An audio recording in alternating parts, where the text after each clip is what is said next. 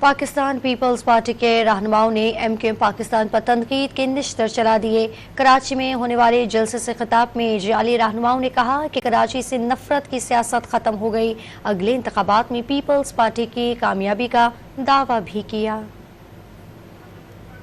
Pakistan Peoples party کے زیر اہتمام ضلع وسطی میں عوامی پاور شو کا مظاہرہ کیا گیا۔ جلسے میں جالوں کی بڑی تعداد نے شرکت کی۔ پیپلز پارٹی رہنما سید ناصر حسین شاہ، شیلا رضا، مرتضی وہاب نے ایم کیو ایم پاکستان کو نشانے پر لے لیا۔ کہا کہ اب کراچی سے نفرت کی سیاست کا خاتمہ ہوگا۔ کراچی میں اب دھوس، دھمکی، دھاندلی اور بوری بند لاشوں کی سیاست نہیں چلے گی۔ کراچی کا اردو بولنے والوں کا بیٹا اور فرزند کراچی ہے، یہ وہ پیپلز پارٹی ہے جو تفریق نہیں کرتی۔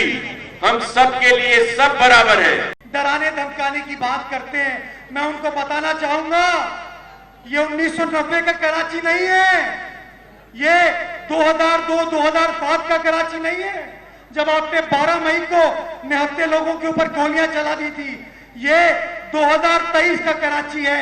کراچی کی عوام کھڑی ہو چکی ہے ان غاصبوں کے خلاف۔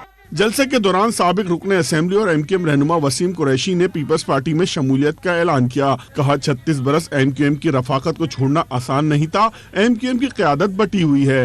یہ جو موجودہ جو ایم کیو ایم ہے، اب اس میں میرا دل کام کرنے کو نہیں چاہتا، کیونکہ اس ایم کیو ایم میں اب قیادت سمتوں کے اندر بٹی ہوئی ہے۔ اب اس ایم کیو ایم میں فیصلے کرنے والے ایک نہیں بہت سارے ہیں۔ پیپلز پارٹی رہنماؤں کا کہنا تھا کہ کراچی سے پیپلز پارٹی بھاری اکثریت سے کامیاب ہوگی۔ جلسے کے اختتام پر شاندار آتش بازی کا مظاہرہ بھی کیا گیا۔